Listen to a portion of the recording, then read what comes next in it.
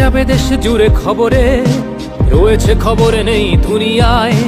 তিলোত্তমা ঘুমিয়ে কবরে, জীবনের সুরক্ষা যেখানে, রক্ষা পেল না সেথা ডাক্তার।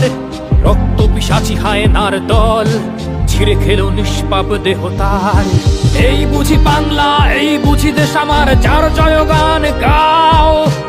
আর কত অভয়া, আর কত নির্ভয়া, আর কত রক্ত চাও। পাপি করে ধর্ষণ, দেশ করে দর্শন, কর্তৃপক্ষ কিছু কয় না।